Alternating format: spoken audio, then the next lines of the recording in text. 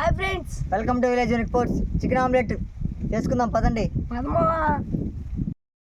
మా వాళ్ళు కొత్తగా చికెన్ ఆమ్లెట్ చేద్దామనేసి ఇంకా మంచిగా చికెన్ తీసుకొని ఆ చికెన్ చిన్న చిన్న పీసులు కట్ చేసుకోవాలి. అలా కట్ చేసిన చికెన్ కొంచెం నీళ్ళు పోసుకొని బాగా కడుక్కోవాలి.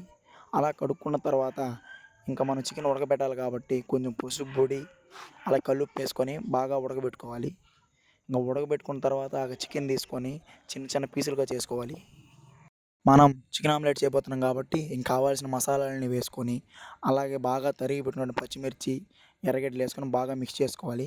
ఇంకా లాస్ట్లో గుడ్డు కొట్టుకొని ఇంకా బాగా మిక్స్ చేసుకున్న తర్వాత బాగా మండుతున్న పొయ్యి మీద ప్యాన్ పెట్టుకొని కొంచెం ఆయిల్ పోసుకొని ఆయిల్ బాగా వేడెక్కిన తర్వాత మనం ఆల్రెడీ మిక్స్ చేసుకుంది ప్యాన్ మీద వేసుకొని ఒక 10 మినిట్స్ కుక్ చేసుకుంటే మనం వేడి చికెన్ ఆమ్లెట్ అయితే రెడీ అయిపోతుంది. చికెన్ ఆమ్లెట్ అయితే సూపర్ వచ్చింది ఫ్రెండ్స్.